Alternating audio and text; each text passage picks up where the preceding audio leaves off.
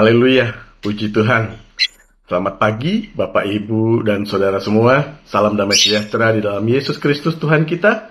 Dan kembali kita berjumpa dalam program Renungan Pagi di hari ini. Kita patut bersyukur atas kasih setianya yang tak berkesudahan dan rahmatnya yang selalu baru setiap pagi bagi kita semua. Belum mulai aktivitas kita pada hari ini, mari kita siapkan hati dan pikiran kita untuk sama-sama merenungkan firman Allah. Mari kita berdoa. Tuhan Yesus, terima kasih untuk hari yang baru yang Tuhan berikan. Sebentar kami akan menjalaninya ya Tuhan, namun terlebih dahulu kami hendak mendengar dan merenungkan bagian daripada firman-Mu. Mari Tuhan urapi kami dengan kuasa Roh Kudus-Mu, berikan kami hikmat, pengertian, dan biarlah firman-Mu boleh menjadi rema bagi kami semua ya Tuhan. Terima kasih. Di dalam nama Tuhan Yesus Kristus kami berdoa dan mengucap syukur. Amin. Bapak, Ibu, Saudara yang dikasihi Tuhan, judul renungan firman Allah pagi ini adalah kedatangan Tuhan Yesus yang kedua kali. Ayat pokok kita terambil dari kitab Yohanes 14 ayat yang ketiga. Demikian firman Tuhan. Dan apabila aku telah pergi ke situ dan telah menyediakan tempat bagimu, aku akan datang kembali dan membawa kamu ke tempatku, supaya di tempat di mana aku berada, kamu pun berada. Bapak, Ibu, Saudara yang dikasihi Tuhan, dalam Alkitab, secara berulang kali terdapat janji maupun nubuatan tentang kedatangan Tuhan Yesus yang kedua kali. Kedatangannya yang kedua kali itu merupakan peristiwa yang sangat penting, sebab pada saat itulah kerajaan Allah akan mencapai puncak penggenapannya di atas muka bumi. Dalam ayat pokok yang baru saja kita baca, dikatakan, Tuhan Yesus berjanji, aku akan datang kembali dan membawa kamu ke tempatku. Dan di dalam Wahyu 22 ayat 20 dituliskan, Yesus sendiri berfirman, ya, aku datang segera. Bapak, Ibu, Saudara yang dikasihi Tuhan, pada kedatangannya yang kedua kali, ia akan datang sama seperti ketika ia naik ke surga dengan penuh kuasa untuk melakukan penghakiman dan tanpa pemberitahuan terlebih dahulu. Sehubungan dengan kedatangannya kembali, Tuhan Yesus berkata, pada waktu itu orang akan melihat Anak Manusia datang dalam awan-awan dengan segala kekuasaan dan kemuliaannya. Hal ini dicatat dalam Injil Markus, pasal yang ke-13 ayat yang ke-26. Dan berikutnya, dalam Kisah Para Rasul 1 ayat 11, yaitu pada peristiwa kenaikan Tuhan Yesus ke surga, dikatakan bahwa kepada para murid yang menyaksikan Yesus terangkat ke surga, malaikat berkata, Yesus ini yang terangkat ke surga meninggalkan kamu, akan datang kembali dengan cara yang sama seperti kamu melihat dia naik ke surga. Jadi melalui ayat ini, kita dikasih tahu bahwa nanti waktu Yesus datang kembali, caranya sama dengan ketika ia naik ke surga. Dan dalam Matius 25 ayat 31 sampai ke 32, dijelaskan mengenai maksud dan tujuan kedatangan Tuhan Yesus kedua kali, yaitu untuk melakukan penghakiman. Mari kita baca ayat tersebut. Ayat 31, apabila Anak Manusia datang dalam kemuliaannya dan semua malaikat bersama-sama dengan dia, maka ia akan bersemayam di atas tahta kemuliaannya.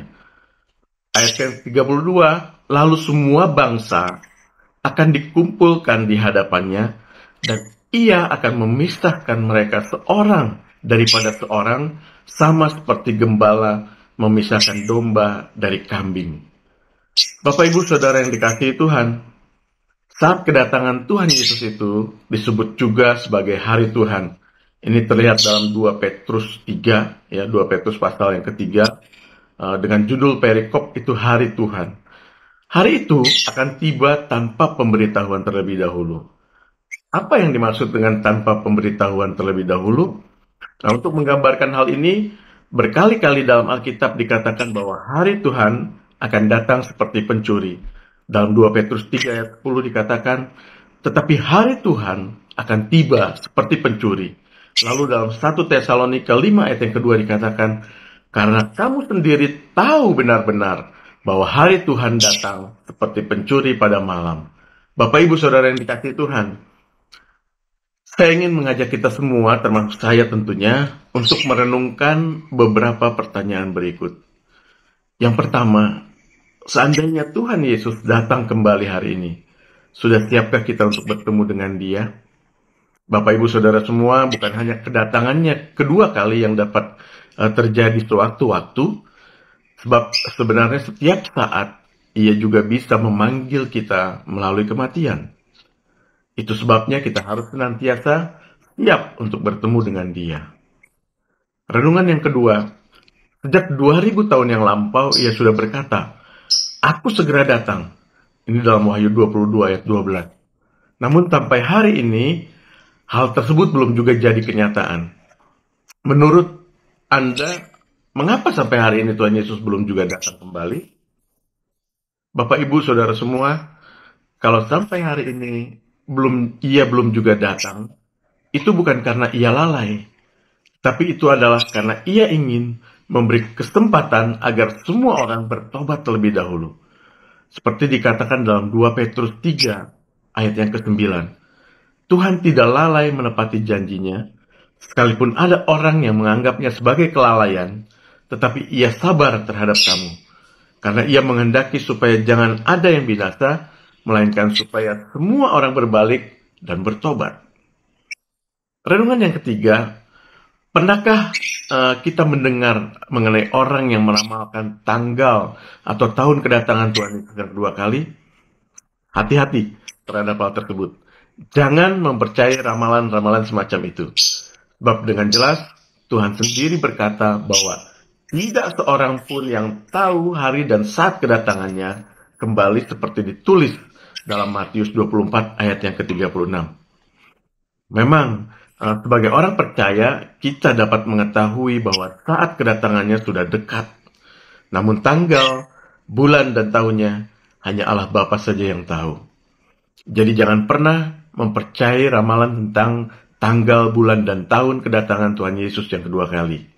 Nah, Bapak, Ibu, Saudara yang dikasihi Tuhan, saya ingin mengajak kita untuk menghafal ayat hafalan untuk minggu ini yang terambil dari Ibrani 9 ayat 27 yang berbunyi demikian. Dan sama seperti manusia ditetapkan untuk mati hanya satu kali saja, dan sesudah itu dihakimi.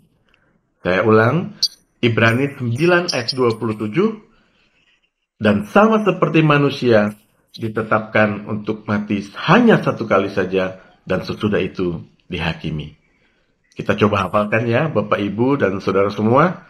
Saya yakin dan percaya ayat hafalan ini akan memberikan kekuatan bagi kita semua dalam mengiring Yesus sampai akhir hidup kita. Demikian renungan firman Allah pada pagi hari ini. Mari kita berdoa. Tuhan Yesus, terima kasih untuk firman-Mu pada hari ini. Kami boleh mendengar dan merenungkan akan kedatangan Yesus yang kedua kali dalam ke dunia ini untuk menjemput kami orang-orang yang percaya. Tuhan Yesus, terima kasih buat firman-Mu. Biarlah kami juga boleh bersiap sedia Tuhan untuk menyambut kedatangan-Mu. Biarlah kami boleh mengerjakan keselamatan kami dengan takut dan gentar. Biarlah kami juga boleh hidup kudus di hadapan-Mu. Sebab kami tahu Engkau akan menjemput kami Tuhan. Kembali datang ke dunia ini untuk menjemput kami dan membawa kami ke dalam kerajaan-Mu. Terima kasih Tuhan Yesus untuk firman-Mu. Biarlah ini menjadi rema dalam kehidupan kami, dan ajar kami untuk tetap setia Tuhan melakukan firman-Mu. Dan sebentar kami akan kembali dalam seluruh aktivitas kami. Berkati kami ya Tuhan, dan jadikan kami berhasil, dan tetap jadikan kami menjadi orang-orang kepercayaan-Nya Tuhan.